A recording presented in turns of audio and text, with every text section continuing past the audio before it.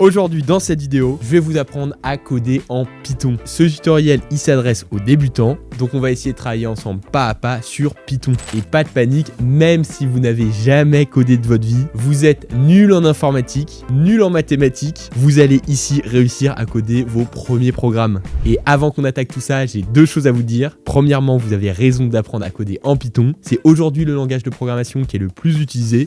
Pourquoi? Tout simplement parce que c'est le plus polyvalent. Donc par la porte ou par la fenêtre, vous pourrez réaliser n'importe quel projet en codant en Python. Et deuxièmement, normalement, cette vidéo, c'est simplement le point de départ de nos formations en individuel sur Python. Ces formations qu'on propose, c'est des formations certifiantes, reconnues et finançables, où vous n'êtes pas comme ici avec une personne qui vous parle en vidéo, mais avec un expert en programmation qui vous accompagne sur votre projet, à votre rythme, à votre niveau. Donc si jamais vous voyez que vous appréciez Python ou au contraire vous galérez, n'hésitez pas à faire une demande d'info sur cette formation. C'est sûr que nos formateurs pourront vous accompagner. Allez, c'est parti! Donc je vous le dis avant qu'on rentre dans le cœur du sujet, tout au long de la vidéo, s'il y a certains points sur lesquels je suis pas assez clair ou je passe trop rapidement, n'oubliez pas que vous pouvez cliquer en description. Je vous ai fait un document où je résume en fait tous les points qu'on aborde et à chaque fois je vous indique le code. Donc ce qui fait que vous pouvez au pire copier-coller ce que j'écris. Ça sera peut-être plus simple. Okay. Bon, vous l'avez deviné, la première étape, c'est tout simplement de télécharger Python sur son ordinateur. Pour ça, vous allez sur le site de Python, python.org, et vous faites télécharger, et vous téléchargez la dernière version. Donc là, moi, je suis sur Mac, évidemment, si vous êtes sur un Windows, téléchargez la version Windows. Donc, je télécharge Python. Je suis ensuite les démarches d'installation. Donc, j'accepte les conditions et je l'installe. Une fois Python téléchargé, je vous invite à télécharger Visual Studio Code, donc sur ce site internet. C'est tout simplement un éditeur de code sur lequel on va pouvoir coder nos différents programmes. Vous téléchargez la version, encore une fois, moi je suis sur Mac, et une fois que vous allez télécharger Visual Studio Code, je vous invite à l'ouvrir, et ensuite vous allez ici, dans Extensions, et là vous pouvez télécharger les 3 extensions Python proposées par Microsoft. Donc Python Debugger, Python et Pylance. Voilà. Ok, maintenant votre environnement Python est opérationnel. Donc vous pouvez fermer tout ça. Et vous pouvez tout simplement créer un fichier Python. Donc vous allez en haut, comme ceci. Vous faites Nouveau fichier. Vous cliquez sur Fichier Python. Et ensuite, on peut faire Enregistrer sous. On va le mettre tout simplement sur notre bureau. Voilà, bureau. Et ce fichier, je vais l'appeler hello-world.py. C'est très important de mettre .py sur votre fichier Python parce que ça signifie en fait que vous êtes sur un fichier Python, un peu comme .pdf qui veut dire PDF. Nous, là, comme ça, on comprend que c'est Python. Et pourquoi je le nomme Hello World? C'est tout simplement une tradition dans le monde des programmeurs. On a tendance à créer son premier fichier sous ce nom-là. Et vous faites enregistrer. Génial. Donc là maintenant, on va pouvoir lancer nos premiers programmes. Et je vais vous apprendre les fonctions de base en Python. Et déjà, ce qu'il va falloir apprendre, c'est tout simplement les outils de base de ce langage. Chacun a évidemment un rôle bien précis et nous permettra de réaliser une tâche. La première qu'on va découvrir, c'est la fonction print. C'est l'outil de communication. Il faut voir ça un peu comme un mégaphone qui va nous permettre d'afficher du texte à l'écran. Pour ça, j'écris print, entre parenthèses, entre guillemets, et j'écris ma phrase. Je vais dire bonjour Python. Voilà. Et ensuite, ce que je peux faire, c'est aller en bas ici. Vous voyez, j'ai une petite flèche qui s'affiche comme ceci. Je soulève cette chose-là. Et là, j'ai mon terminal qui s'affiche. C'est le terminal interne à Visual Studio Code. Et si j'appuie sur ce bouton, comme ceci, j'ai mon programme qui se lance. Et là, en écrivant print bonjour Python, vous voyez ici, j'ai le contenu de mon print. Ça affiche bonjour. Maintenant, on va voir input. C'est l'outil d'interaction. Imaginez un micro. Input, c'est un peu comme tendre un micro à quelqu'un pour qu'il puisse te donner une réponse. Je vais vous montrer, ce sera plus clair. Donc là, on va demander le nom de la personne, nom input, entre parenthèses, quel est ton nom, mon ami? point d'interrogation. Et ensuite, je fais le petit play. Et là, ça me met quel est ton nom, mon ami? Et moi, je m'appelle... Oula, je suis dans le code. Quel est ton nom, mon ami? Et moi, je veux dire, je m'appelle Théo. Et je fais entrer. Vous voyez, j'ai interagi en fait avec le programme. Et on peut évidemment combiner les deux fonctions. Je vous montre. Si j'écris print, entre parenthèses, enchanté, virgule, espace, et j'écris plus nom. Donc nom ici, ça va me donner ça va m'afficher en fait ce qu'on indique ici. Et j'écris ensuite plus, entre guillemets, point d'exclamation. Là, je sauvegarde, donc avec commande S à chaque fois mon fichier, et je fais play. Quel est ton nom? J'écris Théo. Et vous voyez, enchanté Théo. Voilà. Parce qu'en fait, on a fait une concaténation où on a fait rentrer dans print le résultat de nom. Ok, pour le moment, normalement, c'est censé aller. Maintenant, je vais vous montrer len, comme ceci. Ça va nous permettre de mesurer la longueur d'une chaîne de caractères ou d'une liste. Si j'écris par exemple le mot Python, ok, donc qui contient 6 caractères, on est d'accord. Et maintenant que j'écris print, entre parenthèses len, entre parenthèses mot, et que je sauvegarde, ça va normalement me mettre 6. Je fais play. Et vous voyez, ça m'indique 6. Et ça marche avec tout. Maintenant, je vais vous montrer la fonction type.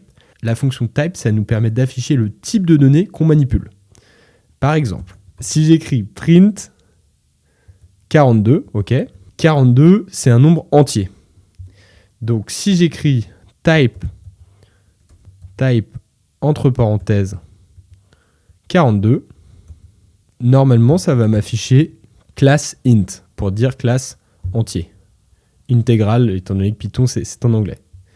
Si j'écris type 3.1, donc vu que c'est en anglais, 3.1, c'est 3,1, mais il faut mettre des points, ça va mettre float, vous voyez, étant donné que c'est un nombre à virgule. Si je mets du texte, donc je vais mettre Python, là, ça va m'indiquer que c'est une string. Donc ça va mettre str, étant donné que c'est du texte. En mettant voilà, des guillemets. Vous voyez, classe str, string. Maintenant, je vais vous montrer les convertisseurs. Ça va vous permettre de traduire un type de données en un autre. Ok? Donc là, on en a vu 3. On a vu int, float et str. Maintenant, si j'écris âge égale entre guillemets 25, donc là, quand on met entre guillemets, c'est un string, mais que j'écris print int, donc entier, entre parenthèses âge, plus 5, ça va me faire 25, qui est non plus un string, mais un entier, plus 5, donc ça va faire 30. Parce que dans Python, vous pouvez évidemment faire des opérations mathématiques. Je vous montre, ça me fait 30. Alors que si je n'avais pas mis int, et j'avais juste mis âge, je vous montre, là ça va faire une erreur.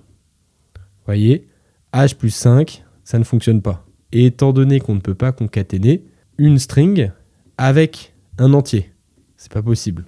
Maintenant, je vais vous montrer range. Là, c'est si on veut générer une suite de nombres, on doit utiliser range. Et ça va nous faire un compteur automatique. For i in range, entre parenthèses 5, 2 points, print, entre parenthèses, i. Donc là, on va devoir afficher tous les i jusqu'à 5. Je vous montre 0, 1, 2, 3, 4. Maintenant, je vais vous montrer Sun et Max. C'est un calculateur intégré. Là, ces fonctions-là, elles vont nous permettre de nous aider à faire des opérations sur les listes de nombres. Donc, je vous fais une liste. J'écris nombre égale entre crochets, ok, 4,7,9,5, voilà, par exemple. Et si je fais print, entre parenthèses, sum entre parenthèses, nombre. Si je fais ça, hop, ça nous fait la totalité. Donc ça nous fait 4, plus 7, plus 9, plus 5. Okay. Par contre, si j'écris à la place de sum, j'écris max, là, ça va nous afficher 9, étant donné que c'est le plus grand des chiffres. Pareil avec min, ça nous affiche le plus petit. Okay, c'est assez logique, hein, somme toute. Maintenant, je vais vous montrer la fonction shorted. Donc, c'est un trigger automatique et ça va nous permettre d'afficher par ordre chronologique les nombres. Donc là, shorted, je vous montre. 4, 5, 7, 9. Donc ça, c'est très utile quand on a des grosses bases de données, par exemple, à gérer. Ça va nous le faire automatiquement. Ok, donc là, on a vu pas mal de fonctions de base qui vont notamment nous aider quand on gère des bases de données. Là, ça va nous être très pratique. Je vous fais un petit exercice pour voir si vous vous en sortez. Et je vous donnerai la réponse juste après. Comme ça, vous pouvez mettre pause dans la vidéo. Là, l'exercice, il est simple. On va faire un quiz interactif. La première étape, on veut demander à l'utilisateur son nom. Ok ? Donc pour ça, je vous invite à utiliser la fonction input. La deuxième chose, c'est qu'il faut souhaiter une bienvenue à notre utilisateur avec la fonction print. Ensuite, dans notre quiz, on va demander à notre utilisateur, à qui on a son nom d'ailleurs, son âge. Et on va le convertir en int, donc en entier. Après, ce que je veux, c'est calculer son âge dans 10 ans et l'afficher. Donc si aujourd'hui la personne a 20 ans, je veux que ça m'affiche dans mon terminal 30 ans. Et ensuite, on va stocker une liste de nombres qu'on va afficher. Ensuite, on va stocker une liste de nombres et on affiche le plus grand et la somme totale. Donc avec max et sum. Puis on va trier la liste des nombres et l'afficher. Donc je vous laisse essayer de travailler sur cet exercice. Ok, maintenant on va faire un petit exercice pour voir si vous avez tout bien assimilé. C'est tout simplement un quiz interactif, notre exercice, où on va demander 8 choses. La première, on va demander le nom de l'utilisateur, ok, donc avec la fonction input. La deuxième, on va lui afficher un message de bienvenue avec la fonction print. La troisième chose, c'est demander ensuite à l'utilisateur son âge et le convertir en entier. Ok. Quatrième chose, on va calculer et afficher l'âge que la personne nous a donné et on va lui donner son âge dans 10 ans. Donc, si la personne a 20 ans, on va lui dire qu'il en aura 30. Ok, avec un petit calcul. Ensuite, cinquième, on va demander à l'utilisateur de saisir une phrase et d'afficher le nombre de caractères. Donc, tout à l'heure, on a affiché 6 pour Python. En sixième, on va stocker une liste de nombres et on va afficher le plus grand et la somme totale avec max et sum. En septième, on va trier la liste des nombres et l'afficher avec shorted. Et en 8, on va afficher le type de variable utilisé à chaque fois avec la fonction type. Je vous laisse faire l'exercice et moi je vous donne les réponses tout de suite. Alors, première question. Donc, sachez que quand j'écris -1, ça me permet d'écrire en fait des commentaires dans mon code sans que ce dernier ait d'impact. Donc, pour demander à l'utilisateur son nom, c'est simple, c'est nom égale input, pour demander à la personne, input, entre parenthèses, et là on lui écrit une phrase. Quel est ton nom? Ok, on sauvegarde, on fait play, et là vous voyez, si j'écris Théo, je lui envoie mon nom. La deuxième chose, c'était donc d'afficher un message de bienvenue. Donc pour ça, on écrit print, entre parenthèses, entre guillemets, bonjour. On met le nom de la personne, plus nom, plus, entre guillemets, point d'interrogation, point d'exclamation. Je vous refais, je play, je mets le nom, Paul, et ça fait bonjour Paul. Vous voyez là, j'ai oublié de mettre un espace. Donc simplement, je peux mettre un espace entre le R et le guillemet. Voilà. Troisième question de l'exercice. Il fallait demander à l'utilisateur son âge et le convertir en entier. Pour ça, on écrit âge égale int, parce que c'est un entier, l'ensemble de ce qu'on aura, ça sera un entier, entre parenthèses, input, donc pour lui demander, entre parenthèses, entre guillemets, Quel est ton âge? Ok, là je fais play. Même chose. Théo, quel est ton âge? Je vais dire 30 ans. Voilà, je lui ai envoyé l'information. Maintenant, je vais calculer son âge futur. Donc, je crée une variable âge-du-bas futur égale âge plus 10. Ok. Et par là même, je vais afficher son âge.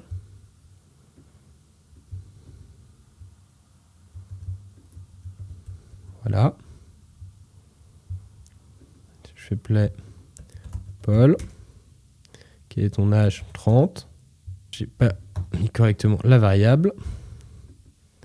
Donc, Paul. 30. Ça me donne 40. Vous voyez, 30 plus 10, 40.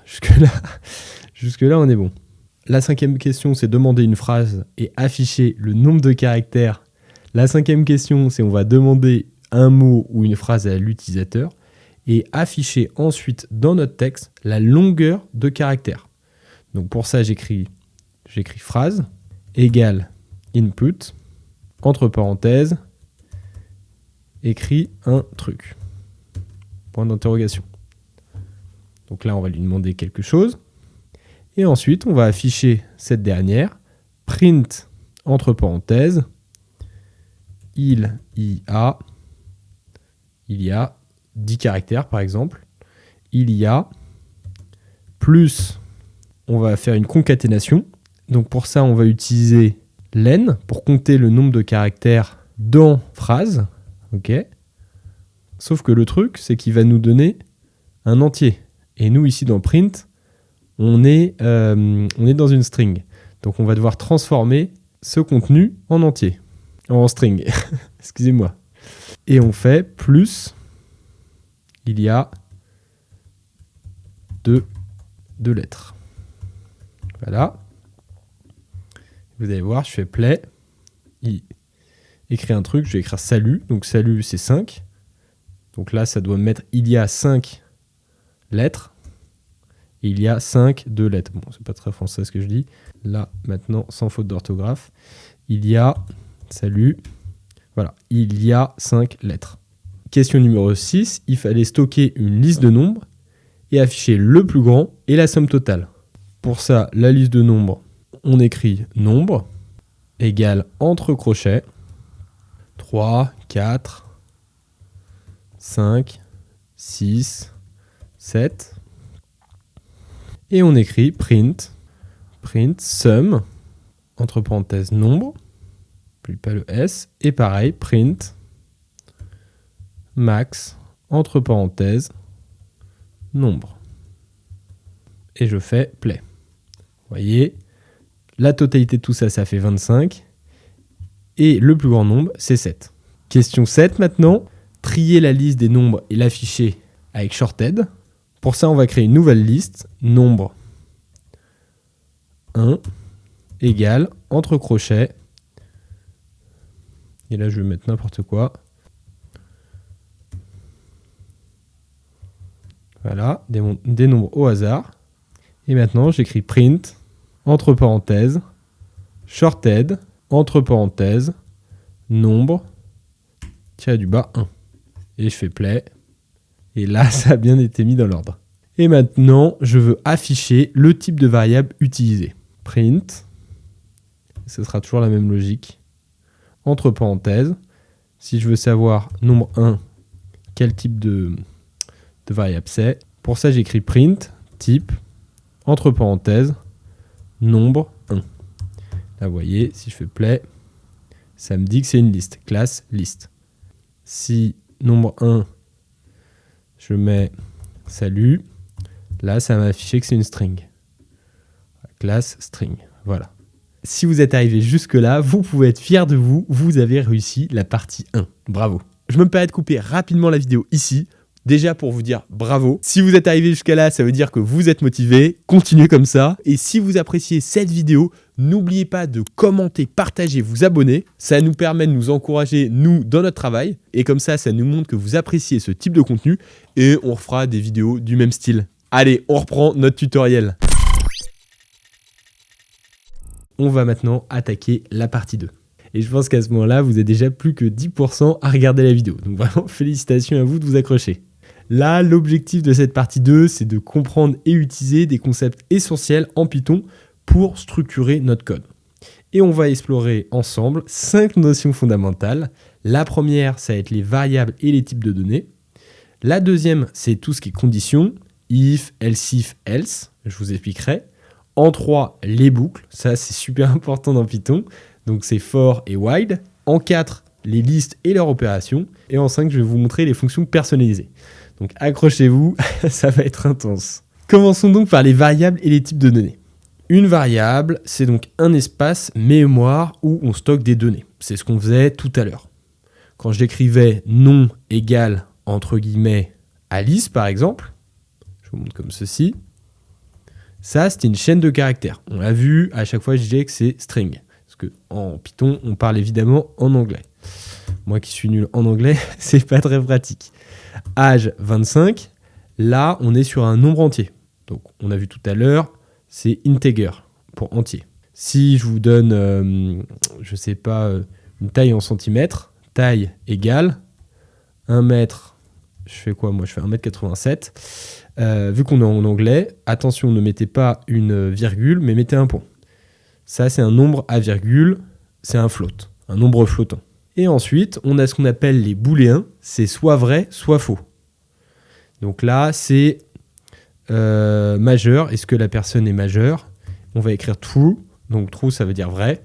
Ça, c'est un booléen. C'est true ou false, vrai ou faux, avec mon super accent anglais.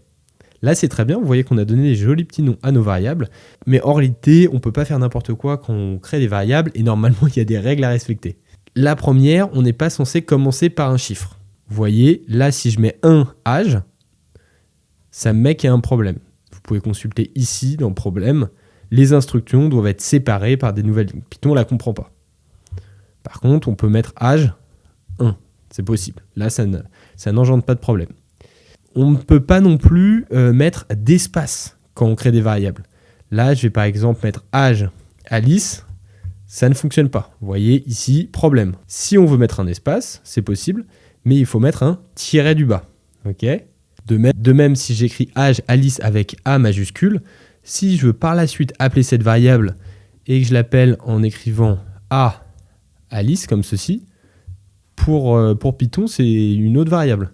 Même si pour vous, c'est simplement que vous n'avez pas fait de politesse et pas mis de majuscule à Alice. Pour Python, il comprend quelque chose de complètement différent. Et ensuite, dernière règle pour nommer les variables, on ne peut pas utiliser des mots réservés par Python. Par exemple, print, ça ne fonctionne pas parce que print, c'est une fonction pour afficher des caractères. Donc là, ça va poser problème. Donc bon, toutes ces petites règles sont pas très compliquées à comprendre, mais il faut bien y penser parce que sinon, vous allez vous retrouver avec des erreurs et vous n'allez pas comprendre pourquoi. Pour ça qu'il faut toujours bien regarder dans les problèmes ici, dans votre terminal de Visual Studio Code, ça vous permet de vous afficher toutes les erreurs évidentes. Moi, je sais que quand je fais ces vidéos, je fais énormément de problèmes parce que je vous parle et en même temps j'écris. Et souvent, je fais tout simplement des fautes de frappe et je le vois automatiquement dans les problèmes. Donc, c'est très pratique. Maintenant, on va voir les conditions. Donc, les conditions, c'est if, else. Et là, ça va vous permettre d'exécuter du code uniquement si une condition est remplie. Je vous prends un exemple, âge. Donc ça, c'est le nom de ma fonction égale 18. Donc là, on respecte bien les règles. Donc si âge est supérieur ou égal à 18 ans, enfin 18 plutôt, print, tu es majeur. Par contre, else, print, tu es mineur. Là, je vous lance le terminal. Et là, ça nous dit tu es majeur. Et si je remplace le contenu de la variable âge par 5 et que je relance mon code, vous voyez, tu es mineur. Donc, c'est à ça que servent les conditions. On peut évidemment faire des choses un peu plus complexes avec des conditions intermédiaires. Donc, âge int input, donc âge entier, input pour demander à la personne quel est ton âge. If âge supérieur à 18, tu es majeur. Else if âge égale 18, print, tu viens d'avoir 18 ans. Bravo. Et elf, tu es mineur. Attention à ne pas oublier les 2 points sur 18. Vous voyez, je vous parle, donc j'oublie. Donc je fais 2 points. Et à bien respecter la manière dont est agencé le code. Et je fais play. Quel est ton âge? Mon âge, c'est 18 ans.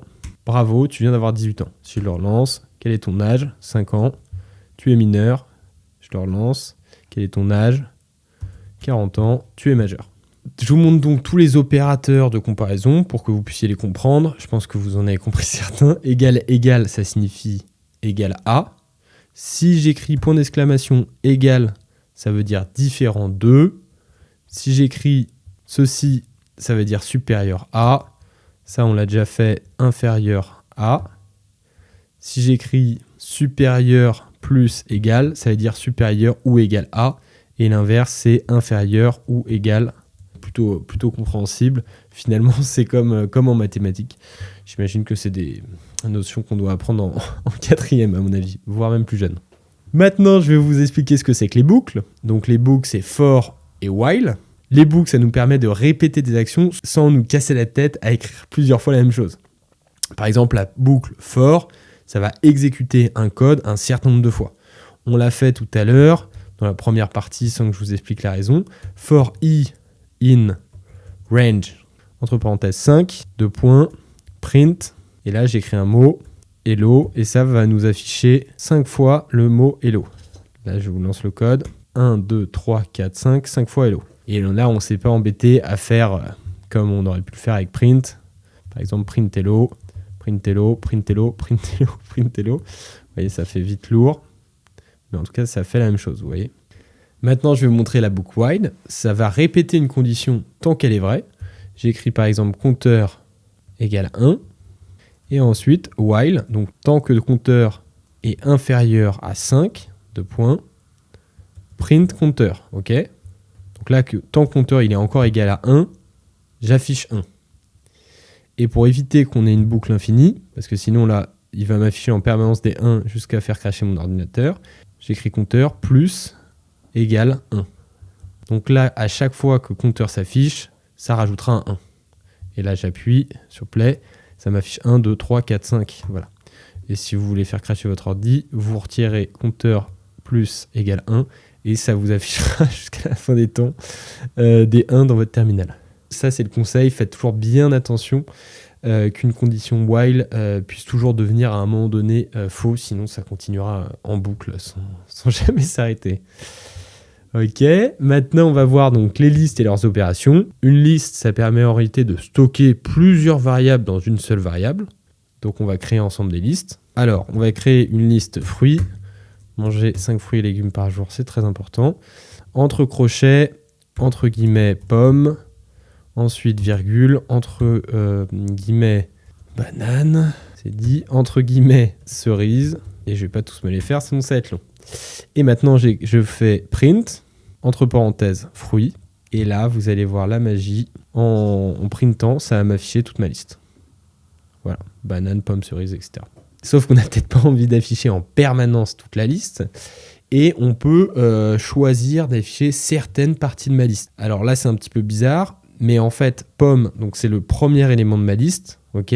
Banane, c'est le deuxième élément de ma liste. Et cerise, c'est le troisième. Sauf que pour Python, le positionnement de pomme, c'est 0. Donc en réalité, ça ne fait pas 1, 2, 3. Okay, ça fait 0, 1, 2. Je vous le dis parce que ça peut être un peu contre-intuitif quand on débute. Donc là, moi, je veux afficher pomme. J'écris print, fruit, entre crochets, 0. Ok, je sauvegarde mon petit texte. Et je fais play. Et ça met pomme. Et donc là, si vous avez écouté ce que je vous ai dit, cerise, c'est le numéro combien? C'est le numéro 2. Très bien, vous avez raison. Je ne sais pas si vous avez dit ça. Et non 3. Voilà, cerise. Si vous désirez, par exemple, afficher le dernier élément, ce que vous pouvez faire, c'est moins 1. Et là, ça va vous faire cerise. L'avant-dernier, moins 2. Et là, ça va vous faire banane. Et vous avez compris. Maintenant, je vais vous montrer comment modifier une liste. Ok. Moi, je vais vouloir ajouter un autre fruit. Je vais vouloir ajouter mangue à la fin de ma liste. Pour le coup, j'écris fruit, comme ceci. Point append, ok. Entre parenthèses, mang. Et ensuite, je fais print. Et ensuite, je vais print mes petits fruits. Print mes petits fruits, entre parenthèses, fruits. Là, je lance mon petit code. Et là, vous voyez, comme par magie, la mangue a été rajoutée à la fin de ma liste. Si vous désirez retirer un fruit, c'est très simple. Vous faites, par exemple, on va retirer banane, fruit, non pas append, mais remove, retirer. Et je vais mettre banane. Là, hop, je lance. Ça fait... Donc là, ça affiche ce print-là, hein, le premier print. Et ensuite, le deuxième print, ça fait pomme, cerise, mangue. Ok ? Vous pouvez aussi parcourir une liste avec for. Pour ça, vous faites for, fruit, in, fruit. 2 points, print, fruit. Print, fruit. Attention, pour le coup, c'est un autre fruit. Hein. C'est pas fruit avec un S ici, c'est ce fruit-là. Et là, regardez, je lance. Et là, le parcours. Premier pomme, cerise, mangue. Ok ? On s'attaque maintenant aux fonctions personnalisées. La dernière partie donc de notre partie 2. Une fonction personnalisée, ça va vous permettre d'éviter de répéter du code et de mieux organiser votre programme. Donc je crée une fonction. Je fais def dire bonjour. Tirer du bas bonjour. Entre parenthèses, non. Donc dire bonjour à non. 2 points. Print. Entre parenthèses. Bonjour, virgule, non. Donc j'ai écrit dire bonjour. Ok, et maintenant on termine par les fonctions personnalisées. Donc une fonction personnalisée, ça va vous permettre d'éviter de répéter du code et de mieux organiser votre programme. Donc je crée une fonction def dire bonjour. Ok, entre parenthèses, non. 2 points. Print, entre parenthèses, entre guillemets, bonjour, plus le nom. Ok. Et ensuite, j'écris simplement dire bonjour Alice, dire bonjour Bob. Et là, vous voyez, j'ai encore fait une erreur en vous parlant. J'ai mis égal au lieu de 2 points. C'est bon. Et je fais play. Bonjour Alice, bonjour Bob. Juste moi qui n'ai pas mis d'espace. Voilà. Donc ça vous évite de... Donc ça vous permet d'éviter de répéter votre code et ça peut être vachement moins fastidieux quand vous êtes sur des programmes un peu complexes. Voilà. Maintenant, on va s'attaquer à la fonction de retour de valeur. Diff addition A, virgule B, 2 points, return A plus B. Et là, maintenant, si j'écris résultat égale l'addition de 4 et de 6, et que je fais print mon résultat, ça va m'afficher 10. Ou alors je ne sais plus compter. Voilà. Donc en maîtrisant ce genre de choses, ça nous permet d'éviter les répétitions, de rendre notre code plus clair et réutilisable, et ça nous facilite aussi les modifications dans notre programme. Maintenant qu'on a appris toutes ces nouvelles notions, on va passer à l'exercice pratique avec l'application de tout ça. Donc l'objectif, si vous le voulez bien, ça va être de faire 5 choses.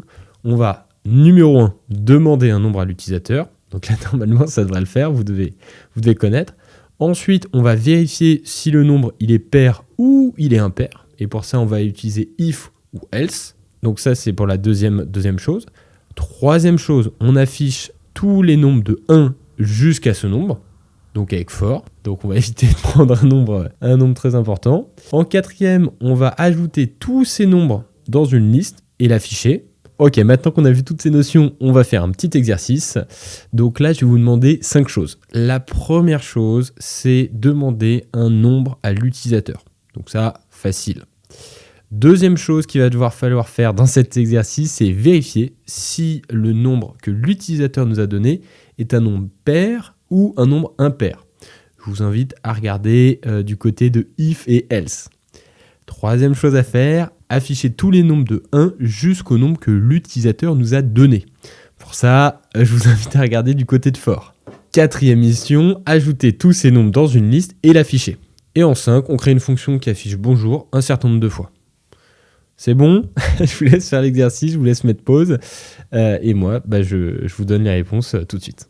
Et je vous donne maintenant les réponses. Donc, première question, C'était simple, il fallait demander un nombre à l'utilisateur. Pour ça, j'écris nombre égale int pour entier, input pour demander à l'utilisateur, entre parenthèses, entre guillemets, donne-moi un nombre.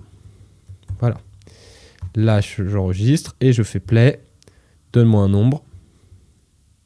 J'écris 10. J'arrive pas à écrire 10. J'écris 10. Et voilà, c'est bon. Deuxième mission, vérifier si le nombre est pair ou impair. Donc, c'est le nombre qu'on m'a donné.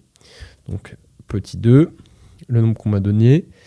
J'écris dans ce cas-là, if nombre, donc c'est ce que l'utilisateur va me donner, peut être divisé par 2.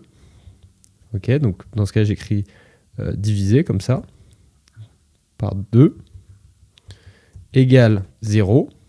Dans ce cas-là, je print tout simplement le nombre. Je mets le nombre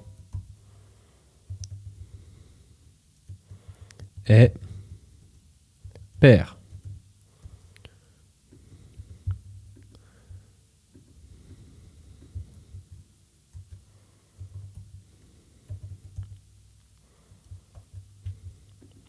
Sinon, donc else,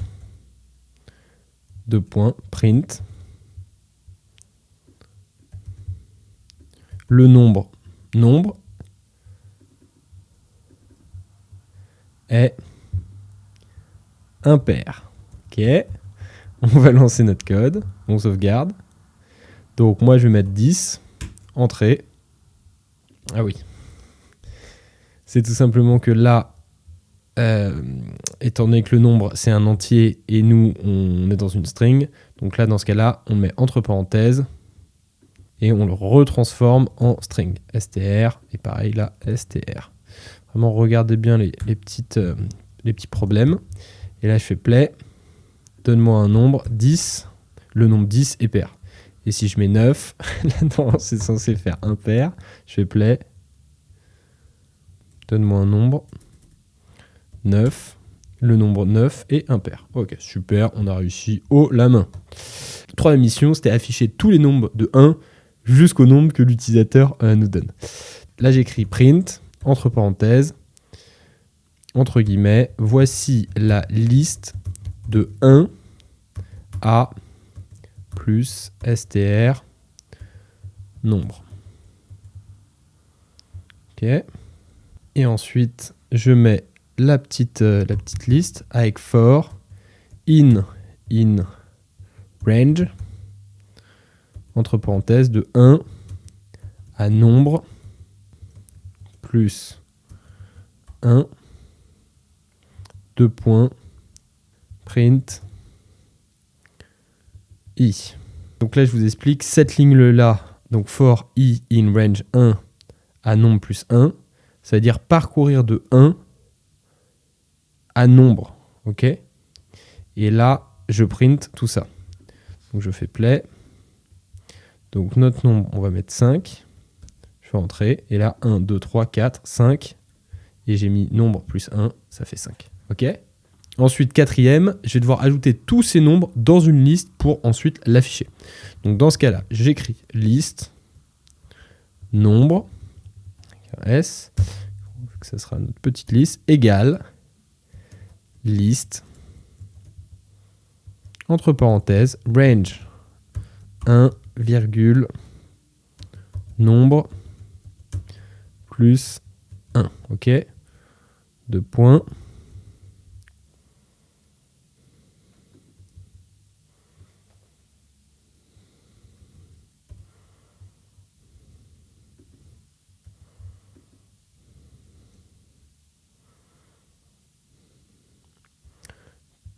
Print, entre parenthèses, entre guillemets, liste, 2 points, liste, tiré du bas, nombre. Là, je pense qu'il y a plein de fautes.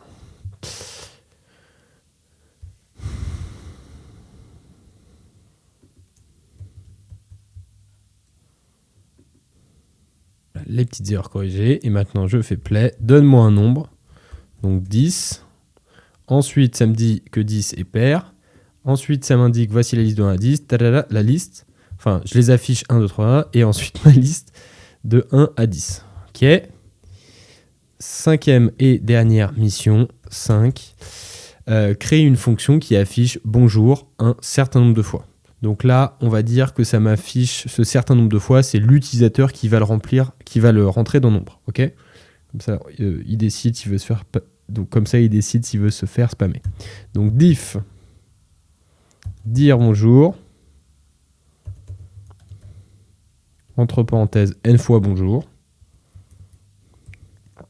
2 points print entre parenthèses entre guillemets je vais afficher n fois bonjour. Je vais afficher n fois bonjour. Donc 4 fois bonjour, je sais pas combien de fois bonjour. Je vais faire mon petit for n et range entre parenthèses n 2 points boucler, donc là ça signifie qu'on va boucler en répétant l'affichage n fois, et ensuite on écrit print entre parenthèses bonjour. Donc on boucle sur bonjour. Et après dire bonjour entre parenthèses nombre. Donc ensuite on fait play. Donne-moi un nombre 5 fois.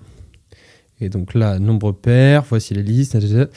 Et ça va me dire 5 fois bonjour. 1, 2, 3, c'est bon, allez 5 fois. Donc je vais afficher n fois bonjour. Dans notre cas, c'est 5. Donc bravo, vous avez réussi avec brio cette deuxième partie. Et maintenant, on attaque la troisième. Dans cette troisième partie, on va essayer d'aller encore plus loin dans Python, même si c'est vrai que c'est un langage de programmation qui est tellement vaste, je ne sais pas si on arrête d'apprendre. Surtout là, dans cette partie, on va avoir plein de choses. C'est vraiment l'introduction d'un tout nouveau monde. On va voir justement les dictionnaires. Donc ça, les dictionnaires, c'est génial. Je vous en parle juste après. On va voir aussi les tuples. On va voir comment on gère en fait des fichiers, avec notamment la fonction open. Les exceptions. Ça c'est cool parce que petit à petit on est en train de rentrer dans les complexités de Python, donc plus le temps passe, plus on va avoir de problèmes, plus on va avoir d'exceptions. Et en 5 on va voir les modules et les bibliothèques. Alors je commence par les dictionnaires, donc dict, qui s'écrit hop comme ça, dic. Un dictionnaire, ça permet tout simplement d'associer des clés et des valeurs. C'est très utile notamment pour organiser des données. Je vais vous montrer comment on crée un petit dictionnaire. Par exemple, personne, ok, égale, entre crochets, et là, on va mettre plein de choses. Nom, 2 points, Alice, virgule, on va mettre âge, 2 points, 25, virgule, entre guillemets, ville, 2 points, entre guillemets, Paris. Ok. Et ensuite, on peut printer tout ça. Et si on écrit, entre parenthèses, personne, entre crochets, entre guillemets, non. Là, vous avez deviné, c'est censé nous afficher Alice. Voilà, Alice, très bien. Donc si maintenant on veut modifier la valeur d'une des clés, par exemple, je prends la clé âge, on a juste à faire personne, entre crochets, âge, ok, comme ceci, et on va écrire égal 26 ans. Okay, ça modifie de 25 à 26. Je vous montre. Print âge, sauvegarder, print, hop, 26 ans. On peut aussi ajouter une nouvelle clé avec une valeur. Donc pour ça, je vais par exemple afficher email. Donc je fais personne, entre crochets, entre guillemets, email, égale contact@nouvelleécole.fr. Ça, vous pouvez envoyer des mails pour vous plaindre et vous dire que la vidéo n'est pas de qualité. Non, je plaisante, ne faites pas ça. Envoyez-leur des mails d'amour au service client. Sauvegardez. Je fais play. Ah, je suis bête, je n'ai pas affiché la valeur. Je fais print email. Voilà, sauvegarder. Je lance le fichier et vous voyez, on a bien maintenant la valeur contact@nouvelleécole qui est donnée par la clé email. Donc ça, c'est vraiment cool. Et ensuite, si vous souhaitez parcourir votre dictionnaire, vous faites for clé, virgule, valeur, in personne, donc mon petit dico, les items, donc le contenu de mon dictionnaire avec toutes ces clés, entre parenthèses, 2 points. Et là, vous mettez printf, clé, 2 points, valeur. Et là, il permet au f ici d'interpréter tout ce qui est dans print comme une variable ou une expression. Et vous voyez que si je fais play, vous avez à la fois la clé et la variable. Maintenant, on va voir les tuples. Un tuple, c'est une liste qui est immuable. Donc, contrairement à ce qu'on a vu la dernière fois dans les listes, ça veut dire qu'elle ne peut pas être modifiée après la création. C'est pas possible. Donc, on va créer un tuple. J'écris prénom égale, entre parenthèses, entre guillemets, premier prénom Paul. Ensuite, je vais l'appeler Alice. Et ensuite, je vais l'écrire Pierre. Voilà. Je vais print mon premier prénom, donc prénom. Et je vais mettre entre crochets le 0. Je vous rappelle qu'en Python, 0 correspond à la première valeur d'une liste, comme ce qu'on avait vu tout à l'heure. Okay, donc là, 0, ça m'affiche bien Paul. Donc vous voyez, ça fonctionne vraiment comme une liste. La seule différence, c'est qu'on ne pourra pas modifier le contenu de mon tuple. C'est vraiment le même fonctionnement et vous pouvez jouer de la même manière. Ça peut notamment être intéressant pour sécuriser des données et par exemple empêcher des modifications accidentelles. Ou ça peut être utilisé comme clé dans un dictionnaire. Généralement, quand on met par exemple une clé API, on va mettre cette clé API dans un tuple et non dans une liste. Maintenant, je vais vous apprendre à lire et écrire dans un fichier avec Open.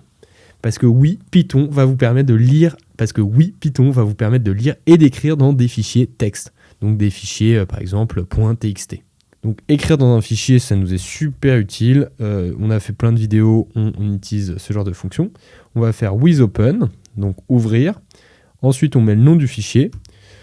Là, je peux appeler ça mon-du-bas fichier-test.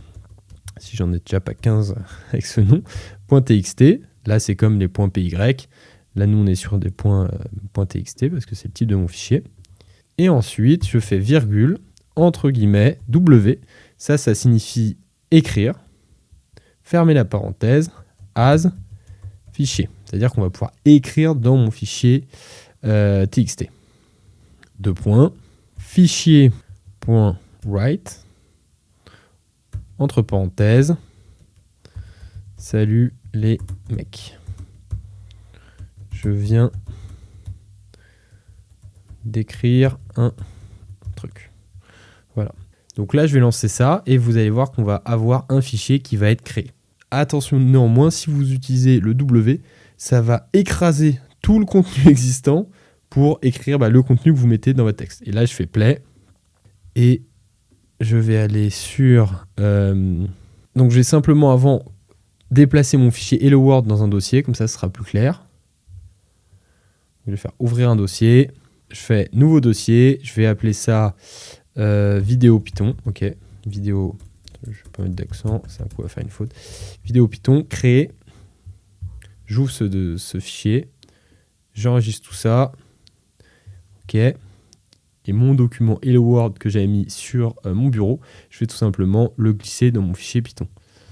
Ce qui fait que là, hop, maintenant il va apparaître dans mon dossier Python. Là, je suis juste là. Et ensuite, je rouvre mon terminal, je lance mon fichier. Et vous voyez, j'ai dans mon dossier vidéo Python un nouveau fichier qui vient d'être créé. Cette fois-ci, non pas un fichier .py, mais bel et bien un fichier txt où il y a écrit « Salut les mecs, je viens d'écrire un truc ». Vous voyez. Et je vous disais tout à l'heure que le W, ça écrase ce qu'on a déjà écrit dans le fichier txt. Là, je vais mettre version 2. Je vais le lancer et vous allez voir, en supprimant et en relançant dans le fichier txt, ma précédente phrase est malheureusement supprimée. Ok ? Voilà. Maintenant, je vais vous apprendre à lire un fichier. Donc, ça fonctionne un peu pareil. With open. Donc, on doit ouvrir un fichier. Là, on met le nom de mon fichier. Je vais tout simplement réutiliser la première phrase que j'ai écrite précédemment. With open mon fichier. Et je ne vais pas mettre cette fois-ci W, mais je vais mettre R pour reading. Encore une fois, on est sur de l'anglais. Donc, je vais mettre contenu égale fichier.read entre parenthèses et je vais print le fichier, enfin le contenu de mon fichier. Donc, je mets contenu. Ça, je peux supprimer ce que j'ai fait précédemment. Je supprime, voilà, et je lance. Et là, vous voyez, ça m'affiche version 2. Tout simplement parce que dans mon fichier TXT, je vous rappelle que c'est les dernières informations qu'on a remplies. Donc version 2, ok ? Donc on a vu W, on a vu R, et maintenant on peut voir une autre fonctionnalité, la fonction A, pour tout simplement ajouter du contenu sans pour autant supprimer le contenu existant. Alors cette fois-ci, on remplace le R par le A, donc ouvrir mon fichier txt et je vais mettre fichier.write entre parenthèses, entre guillemets, je veux créer une nouvelle ligne. Et si je fais play et que je retourne dans mon fichier txt, ça m'a mis à la suite, je veux créer une nouvelle ligne. Sachant que si vous voulez retourner à la ligne, il vous suffit de faire un slash inversé n et ensuite sauvegarder, je relance. Et vous voyez, là, je veux créer une nouvelle ligne. C'est arrivé à la seconde ligne de mon fichier txt. Ça va, pour l'instant, c'est pas très compliqué. Et pourtant, ça nous est bien utile, parce que Python, c'est généralement très utilisé pour faire des gestions de bases de données, etc. Donc, on va avoir souvent des fichiers qui interagissent entre eux dès qu'on est sur des choses un petit peu plus complexes. Maintenant, quatrième chose qu'on va voir dans cette partie, c'est gérer les erreurs avec try except. Vraiment, Python, c'est un truc qui peut vous faire péter une durite. Si vous ne comprenez pas d'où vient l'erreur, vous pourrez rester bloqué des heures. Et justement, pour nous aider dans notre réflexion et essayer de comprendre d'où vient l'erreur, c'est important de gérer tout ça, notamment avec cette fonction-là. Je vais vous montrer un exemple, ça sera peut-être plus parlant. Alors, nombre égale int, entre parenthèses, input, entre parenthèses, salut, donne-moi un nombre. Ok. 2 points. Et ensuite, on va faire un print. Print. Entre guillemets, le double est, le double du nombre est 2 points, virgule, nombre fois 2. Jusque-là, c'est plutôt simple. Ce qui fait que si je lance mon code, vous allez voir ce qui va se passer. Donne-moi un nombre, 10, le double est 20.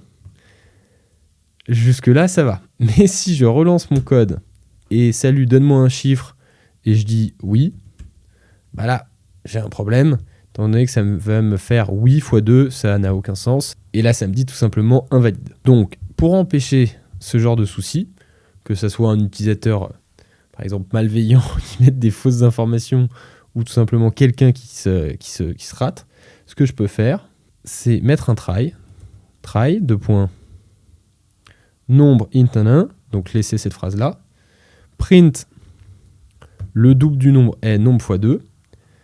Par contre, si vous avez une erreur, except value error, si vous avez une erreur de valeur, 2 points, print, afficher l'erreur, donc là ça sera print, attention, cela n'est pas un nombre valide. Retourne en cours de maths. Je fais play. Je mets donne-moi un nombre, je fais oui. Et là, vous voyez que, étant donné qu'il a compris que c'était une erreur de valeur, il m'affiche attention, cela n'est pas un nombre valide. Par contre, si je relance mon code et que je mets un nombre valide, 10, ah non, je me suis trompé, et je donne un nombre valide, je mets 10, là, le double de 10, enfin la multiplication de 10 fois 2, ça fait 20. Ok, dernière chose qu'on va voir, maintenant c'est comment importer des modules et des bibliothèques. Ça, c'est une des forces donc, de Python, c'est que Python possède un tas de bibliothèques. Il y en a des centaines, des milliers, voire peut-être même des millions. Des bibliothèques, il faut voir ça comme des sortes de boîtes à outils où d'autres personnes ont déjà codé pour vous des fonctions. Et donc, si vous téléchargez sur votre terminal la bibliothèque, vous pouvez ensuite réutiliser toutes ces fonctions qui ont déjà été codées et donc vous faire gagner un temps de fou. Je vais déjà commencer par les modules qu'on possède déjà directement nativement sur Python.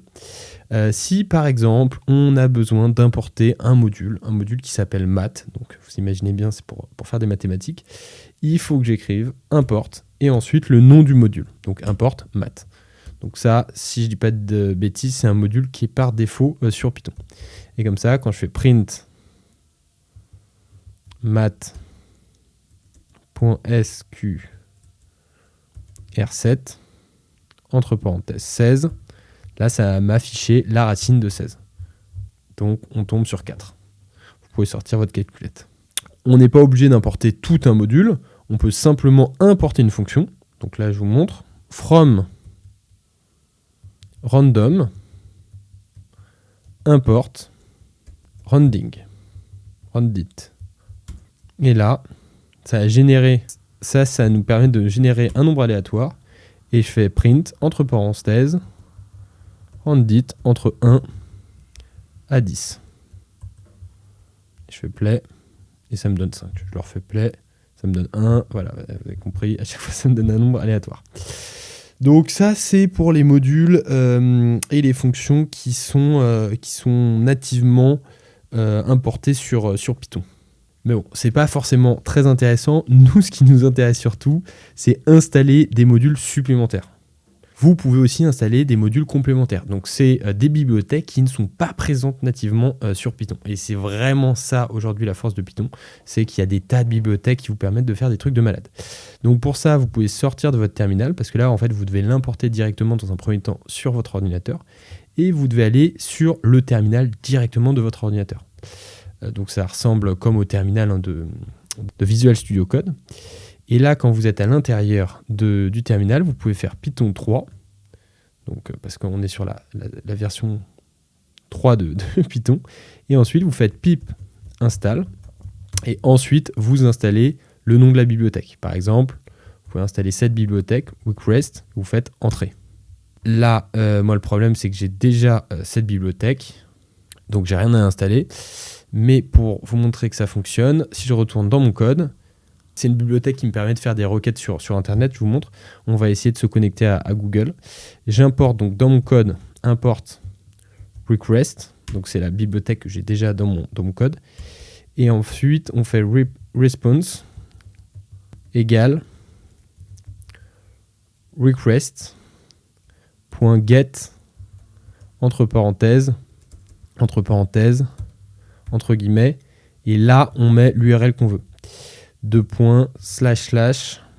www.google.com. Et ensuite, on va print tout ça. Print, entre parenthèses, response.statut code. Là, ça va peut-être pas vous parler, mais en fait, quand vous faites une requête, on vous renvoie un statut. Si vous obtenez le statut 200, ça veut dire que ça fonctionne. Mais si par exemple vous obtenez la fameuse erreur 404, ça veut dire que la page est indisponible. Si vous avez par exemple 403, ça veut dire que le robot du site internet vous bloque. Bref, il y a plein de possibilités. Mais en tout cas, ça nous donne le statut. Et moi, si je fais play, là, il faut que ça nous renvoie 200. Et voilà, ça nous renvoie 200. Ça signifie tout simplement qu'on arrive bien à se connecter à Google. Si vous voulez, je fais print response content, et là ça va nous renvoyer le contenu en plus du statut. Voilà, donc là vous comprenez peut-être rien, mais vous voyez là par exemple il y a écrit Google. Voilà, ça nous renvoie en fait le contenu de la page google.com. Donc vous voyez, pour l'instant c'est plutôt simple. Comme d'hab, petit exercice pour voir si vous avez bien assimilé toutes les notions. Donc là, l'objectif il est simple, on crée numéro 1 un dictionnaire, donc qui va contenir un nom, un âge, une ville. Ok. Numéro 2 dans l'exercice, on doit écrire ce dictionnaire dans un fichier TXT. En 3, lire et afficher le contenu de notre fichier TXT, donc de notre fichier texte. 4e objectif, utiliser try except pour éviter des erreurs, notamment en cas où on appelle un fichier qui est inexistant. Et en 5, on va demander d'utiliser un module, comme par exemple le module random qu'on a vu, pour nous donner un chiffre aléatoire. Ok ? Allez, je vous laisse faire l'exercice et moi je vous donne les réponses tout de suite. Alors, première chose, pour créer un dictionnaire qui contient nom, âge et ville. Voilà, c'est super simple. Personne égale entre crochets. On met une clé, donc la clé nom. Elle est égale à la clé Alice. La clé âge, elle est égale à Lille. Et la clé... Non, mais je suis bourré là. La clé âge, elle est égale à 25 ans. Je commence à fatiguer à parler tout seul devant mon ordinateur, c'est pas simple. Hein. Donc n'hésitez pas à m'encourager dans les commentaires. Et la clé ville, on va indiquer Lille. Voilà, très bien, génial. On sauvegarde. Et on peut print si vous le souhaitez. On va print personne pour voir si on n'a pas fait de bêtises. On print tout ça, voilà. Alice, âge, 25, ville, Lille. Super. La deuxième mission, c'était donc d'écrire tout ce dictionnaire dans un fichier texte. Et on va appeler ce fichier Alice, ok, alix.txt. Donc on va créer un fichier qui s'appelle alix.txt. Pour ça, on écrit nom, tiré du bas, fichier égal, entre guillemets, alice.txt. Voilà. Try. 2 points. With open. With open. Entre parenthèses. Nom du fichier. Virgule. Entre guillemets. W. Parce qu'on va écrire et supprimer ce qu'il y avait précédemment. As fichier. 2 points. For clé, virgule valeur, donc la clé et la valeur de notre bibliothèque, in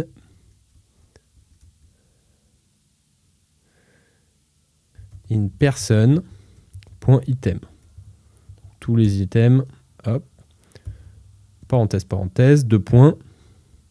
Et ensuite, on écrit fichier, .write, entre parenthèses, f, entre guillemets, les petits crochets, clé, 2 points, les petits crochets, valeur,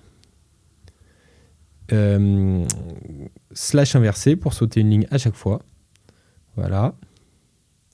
Et ensuite, on va print tout ça si on n'a pas de galère, si on n'a pas d'erreur. Print, c'est dans le fichier TXT, bravo. Et si on a un problème, j'espère que ça ne sera pas le cas, on écrit except, exception, as e, 2 points, print, aïe aïe aïe, problème. Pas très explicatif, mais on s'en fiche, nous ça va fonctionner dans tous les cas. On fait play. Là, c'est dans le fichier TXT, bravo. Et vous voyez, vous avez un fichier TXT qui vient de se créer dans le dossier avec nom Alice, âge 25, ville Lille, avec à chaque fois la clé et la valeur.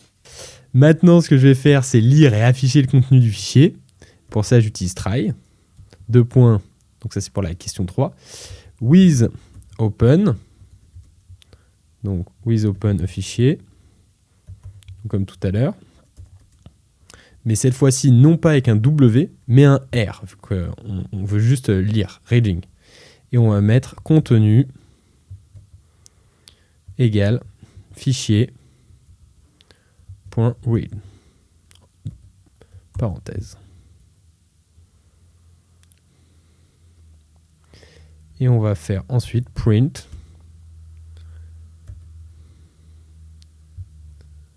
Et on va mettre contenu. Donc le contenu de notre fichier TXT. Avec une petite exception. Si jamais le fichier TXT n'existe pas, et donc dans ce cas-là, l'exception, c'est field exist error, ou alors field no found error plutôt. Le fichier TXT n'existe pas. Voilà, là je vous le lance. Là je vous le lance, et là vous voyez, ça nous renvoie bien nom Alice H nanin ville. Ça c'est le contenu de notre fichier. Par contre, si je m'amuse à supprimer cette partie-là, donc qui crée un fichier TXT, et à supprimer cette partie-là, donc mon fichier TXT, et que je fais ceci, vous voyez, on a bien le fichier TXT n'existe pas, étant donné que je l'ai supprimé. Et maintenant, je peux supprimer tout ça. Hop, pour répondre à la dernière question. La dernière question, c'était donc d'importer un système qui nous permettait de faire un nombre aléatoire. Et pour ça, j'écris import random, comme ceci. Et pour générer un nombre aléatoire, j'écris nombre aléatoire, comme ceci, égale random reading, comme ce qu'on a vu tout à l'heure. Et là, un nombre de 1 à 100. Soyons fous. Print, hop, et je vais afficher le nombre, donc nombre aléatoire, comme ceci. Et maintenant, je lance le code, et là, 92. Hop, vous voyez, hop, j'ai plein de nombres aléatoires. Super, vous avez réussi la partie 3, vous êtes vraiment chevronnés. Est-ce que vous êtes prêts pour une partie 4 ? Je ne sais pas. Si c'est le cas, restez bien accrochés, on l'attaque. Partie 4, on monte encore une fois en difficulté, et cette fois-ci, on va essayer de structurer notre code et aller encore plus loin sur Python. Là, ici, on va essayer d'explorer ensemble, en premier lieu, les fonctions avancées. Donc, c'est les arguments par défaut, les retours multiples. En deuxième lieu, on va essayer de travailler les listes en compréhension, donc liste compréhension. En 3, les fichiers JSON. En 4, on verra ensemble les classements et la programmation orientée objet, qu'on appelle POO dans le milieu. Vous pouvez le faire en anglais aussi. Et après, on fera un petit projet un peu sympa. On va essayer de faire un carnet de contact. Voilà. Allez, c'est parti. Commençons par les fonctions avancées. Jusqu'à présent, depuis le début de cette initiation à Python, on a vu ensemble des fonctions plutôt simples. Mais elles peuvent être évidemment plus flexibles et plus puissantes. On a notamment ce qu'on appelle les fonctions avec des arguments par défaut. Si on veut donner une valeur par défaut à un paramètre, on peut le faire comme ceci. On écrit def dire bonjour, voilà, entre parenthèses, nom égale inconnu. 2 points. Donc ça c'est par défaut. Et on print ceci, f, guillemets, bonjour, virgule, petit crochet, non. Voilà. Et donc dans ce cas-là, si on se retrouve à dire bonjour, sans information particulière, je vous mets les deux cas de figure, et dire bonjour quand on se retrouve avec Alice. Voilà. Quand on lance tout ça, ça nous affiche ceci. Vous voyez, bonjour inconnu, ça c'est par défaut, et bonjour Alice. Là, l'avantage de cette technique, c'est que si on n'a pas d'argument, comme ici avec Alice, ça nous évite d'avoir une erreur.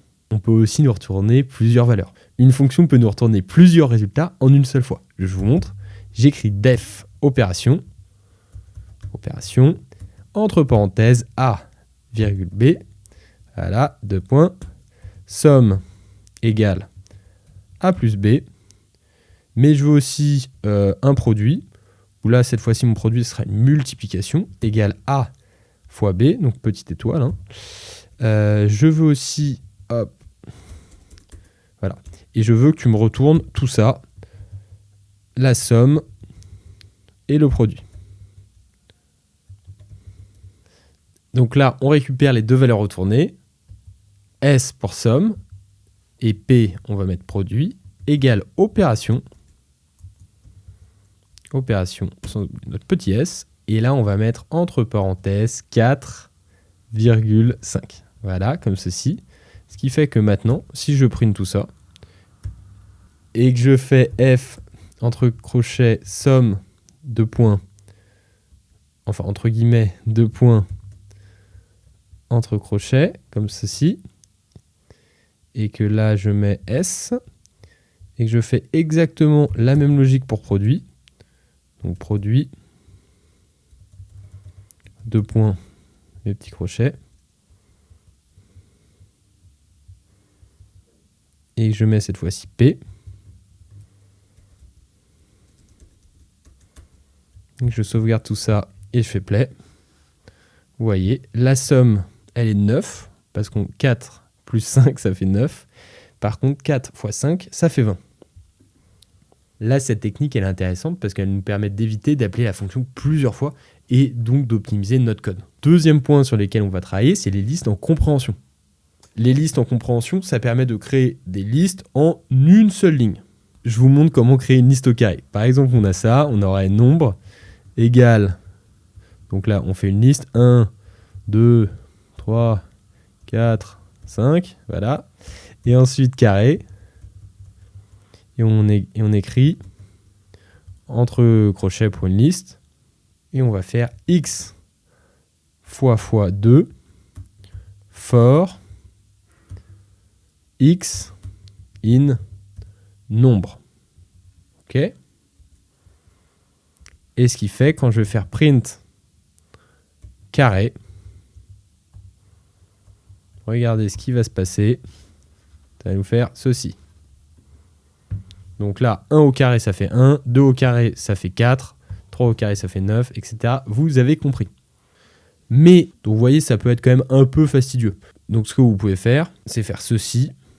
Carré, liste vide, ok. Et ensuite, on va mettre for x in nombre de points carré point append. Et là, je remets ma petite fonction, enfin mon petit calcul donc pour prendre au carré.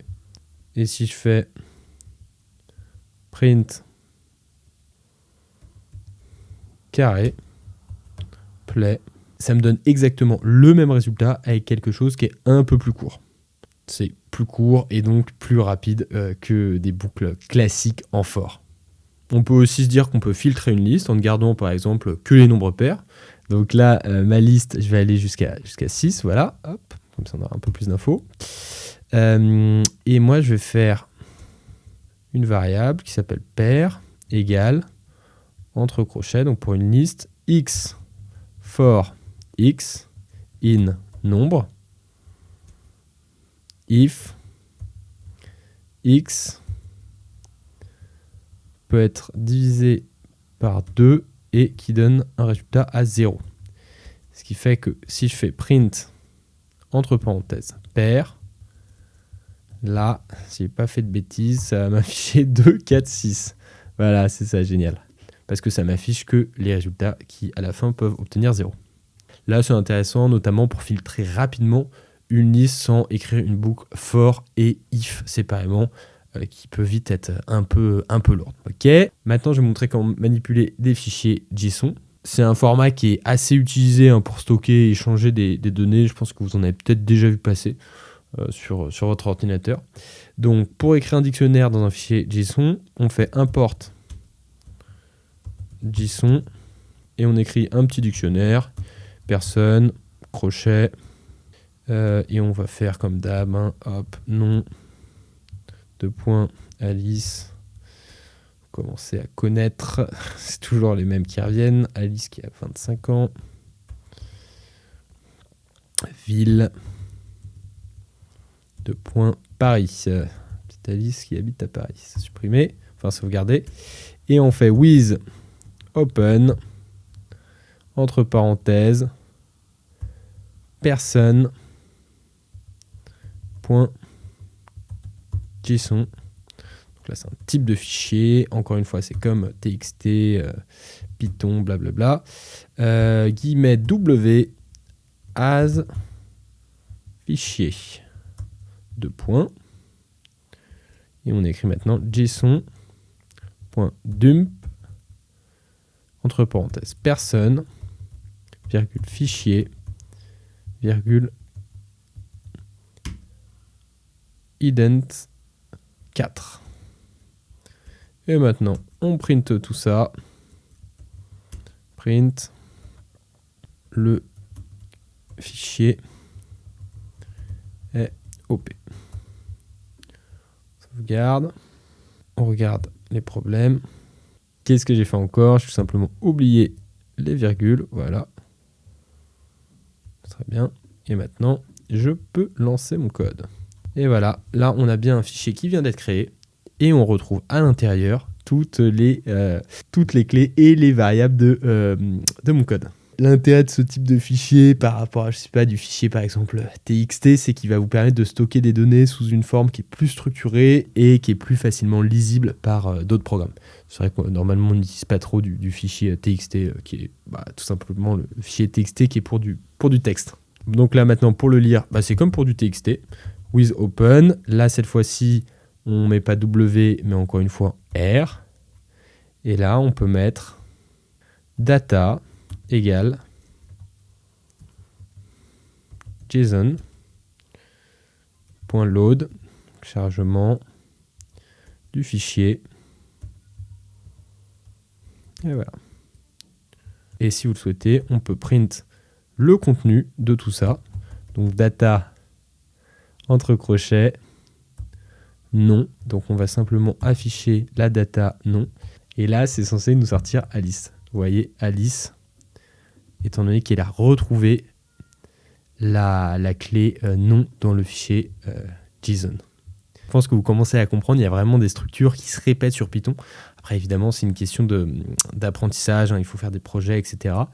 Mais à la fin, ça reste la même logique. Je vais te dire heureusement, sinon personne n'arriverait à apprendre ce langage, ce serait un enfer. Maintenant, on va aborder rapidement la programmation orientée objet, donc PO pour les intimes.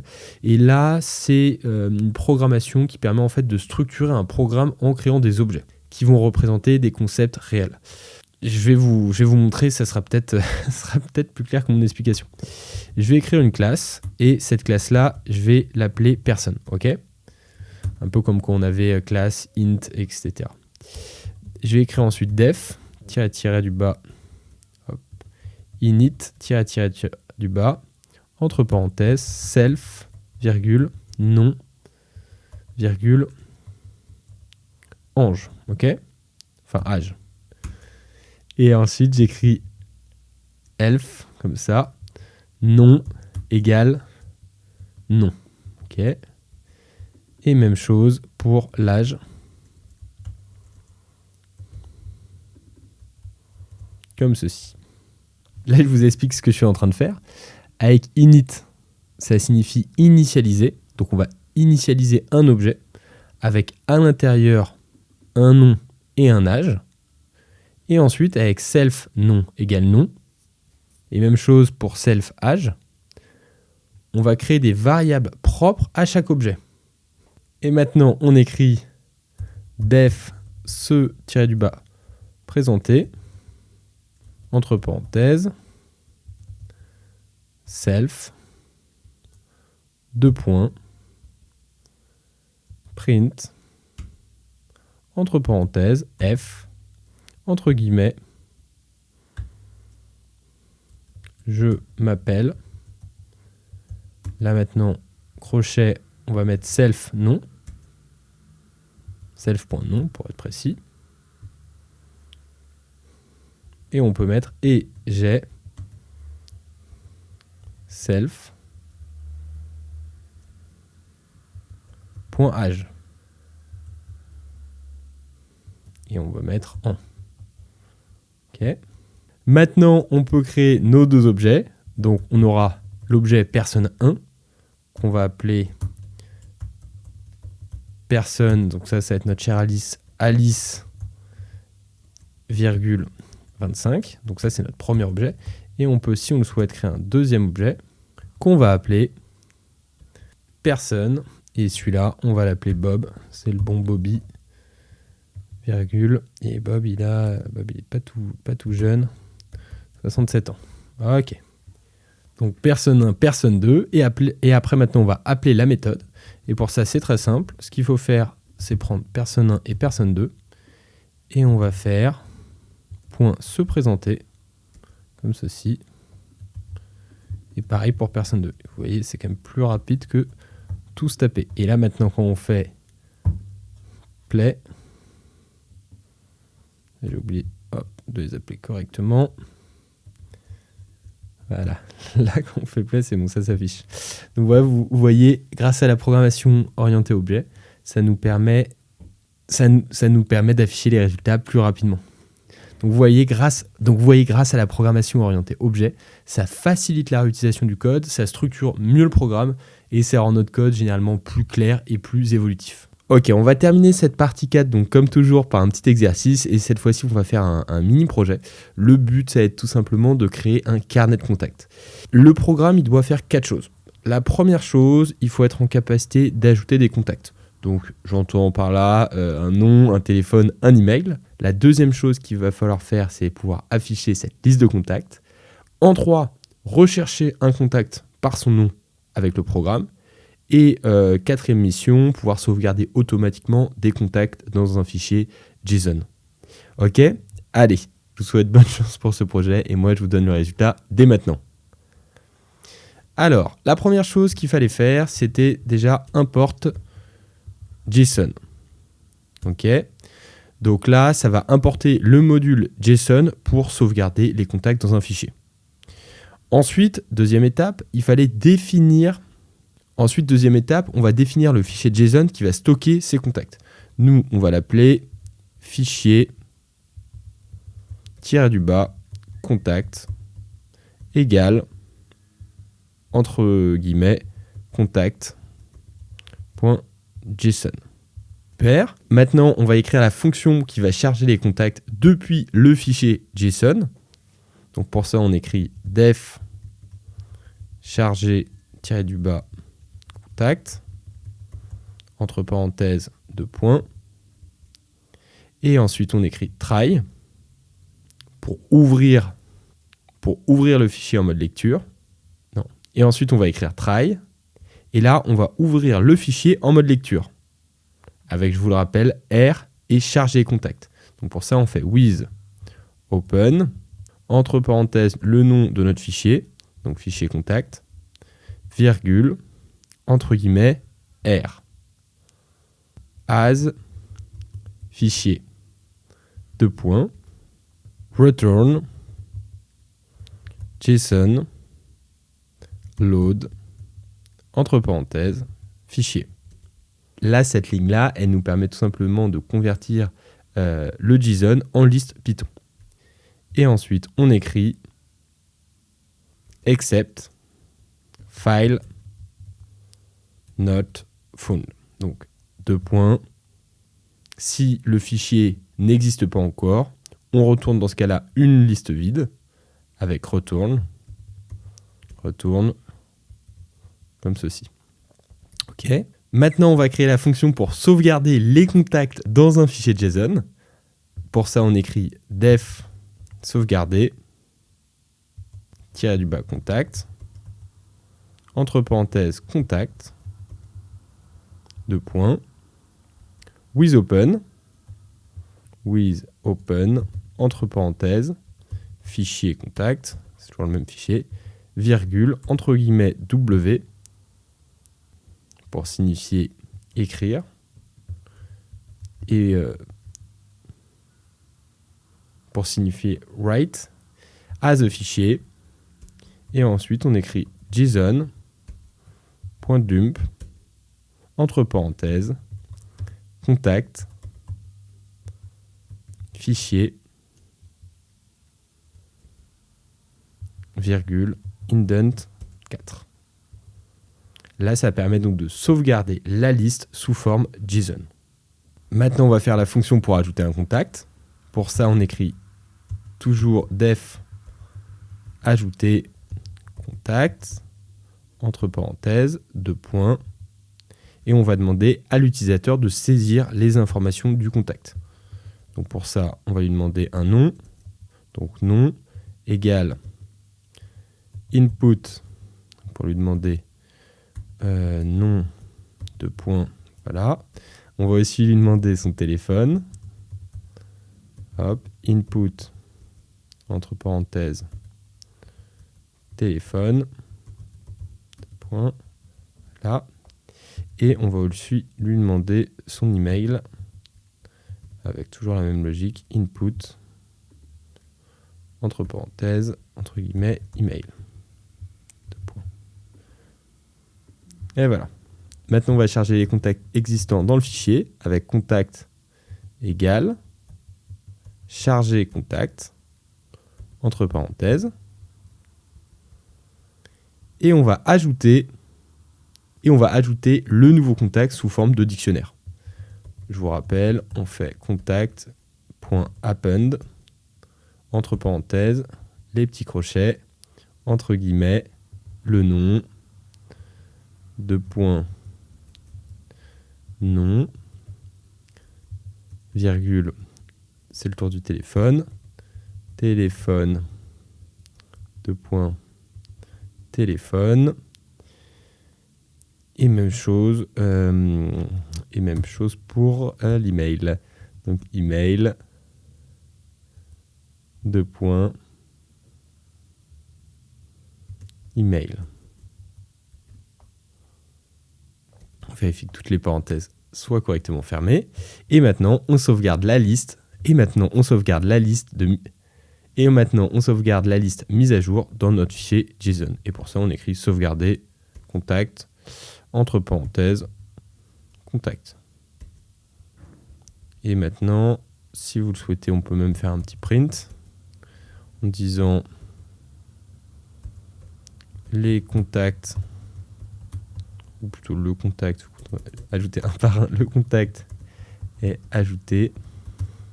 Bravo, super. Et maintenant, on va faire la fonction pour afficher la liste de nos contacts. Et pour ça, def afficher contact. Voilà, ça va être son nom. 2 points. Contact. Égale charger contact. Donc là, ça a chargé les contacts depuis notre fichier. Et on va mettre si la liste, et maintenant on va vérifier si la liste est vide. Si la liste est vide, on fait if not contact. Donc s'il n'y a pas de contact, on print aucun contact enregistré.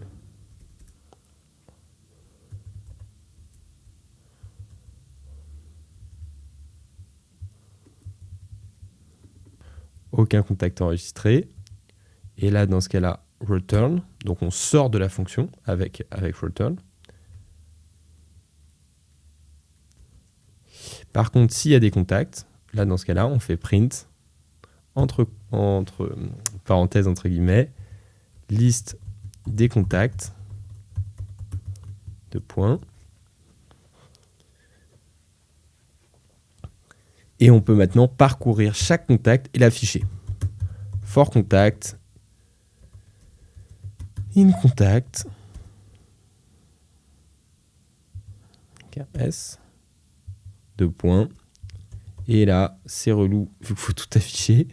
Donc on fait print F, entre guillemets, entre crochets, contact,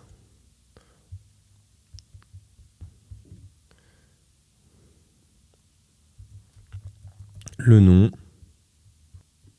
Et là, il faut faire la même chose à chaque fois. C'est pour ça que je vous dis que c'est relou. Et cette fois-ci, avec non pas le nom, mais le téléphone et l'email. Je vérifie que j'ai bien tout concaténé. Ça, c'est vraiment un coup classique pour faire des erreurs. Ok, ça semble bon. Maintenant, on va écrire notre fonction pour rechercher un contact par nom. Donc def rechercher contact. Rechercher contact. Donc, toujours les petites parenthèses, les petits points. Et on va faire une recherche. Recherche égale input. Donc pour que l'utilisateur puisse rentrer une information. Entre parenthèses, nom du contact à rechercher. Donc on lui demande le nom de la personne. Deux points. Là, je rajoute lower. Donc ça, c'est quelque chose qu'on n'a pas vu, qui n'est pas forcément obligatoire. Ça permet tout simplement de convertir en minuscules toutes vos lettres pour éviter qu'il y ait une erreur. Parce que si on rentre un nom en majuscule et que notre nom dans notre fichier il est en minuscule, techniquement, il ne va pas le reconnaître. Alors que finalement, on a bien le code. Voilà. Deux points. Contact égale charger contact. Deux points, entre parenthèses. Là, ça va charger les contacts. Là, attention, j'ai mis 2 points après le where. Supprimez-moi ça. Très bien. Maintenant, on va pouvoir parcourir la liste des contacts et rechercher une correspondance. Donc, pour ça, on écrit for contact in contact avec un S. 2 points. If, donc si recherche in contact entre crochets non, point lower, donc comme tout à l'heure, entre parenthèses 2 points, recherche contact.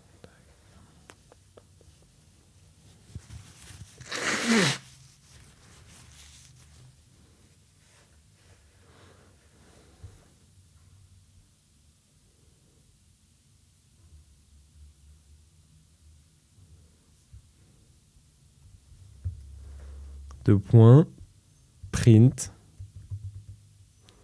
entre parenthèses, F, contact, trouver, 2 points, les petits crochets, contact, et là on affiche le contact que notre programme a trouvé. Et là, même chose, c'est fastidieux vu qu'il faut mettre contact, téléphone, blablabla. Je vais recopier-coller ceci. Et voilà, comme ça, avec cette ligne-là, ça va nous print à la fois le nom, le téléphone et l'email qu'on a trouvé dans notre fichier. Et vous pouvez ensuite mettre return. Ça va nous permettre de sortir de la fonction après avoir trouvé un contact. Par contre, si nous ne trouvons rien, print aucun contact trouvé.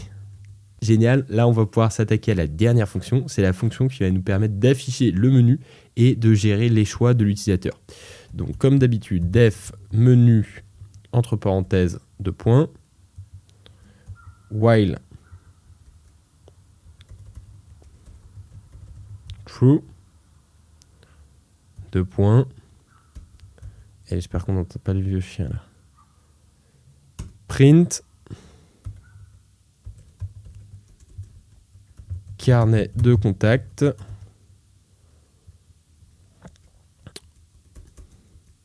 Ensuite, on va faire print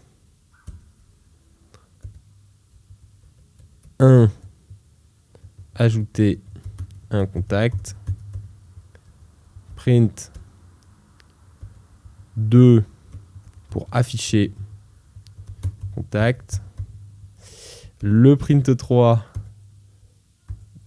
rechercher contact. Voilà. Et le dernier, le print 4, entre guillemets, 4, quitter. Voilà. Ce qui fait qu'on va pouvoir écrire choix égale input, entre parenthèses, choisissez une option, deux points. Là, ça va demander donc à l'utilisateur de choisir une option. Et pour vérifier que l'option choisie, et pour vérifier que l'option que la personne choisit, donc s'il met 1, appelle la fonction correspondante, ce qu'il faut faire, c'est ceci. If choix égale 1, dans ce cas-là, on fait ajouter contact. Par contre, elif choix, cette fois-ci, c'est égal à 2. On fait ajouter, on fait afficher contact. Là. Même chose pour les 4 autres. Donc, choix 3, choix 4. Là, elif 3, on fait rechercher contact. Et pour le 4, cette fois-ci, on fait un print. Salut. Salut mon pote. Et on fait un break, comme ceci, pour quitter la boucle et terminer le programme.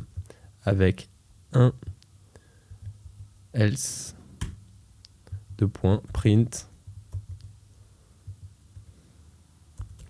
option invalide, entrée 1 et 4. Et maintenant, on peut regarder si on a des problèmes. Là, je vois que j'ai fait une erreur à la ligne 62, j'ai oublié un 2 points. Et j'ai mal géré mes blocs de retrait, vu que j'ai fait un copier-coller. Génial. Et maintenant, on peut lancer le menu en appelant la fonction menu. On sauvegarde ça. On lance le terminal.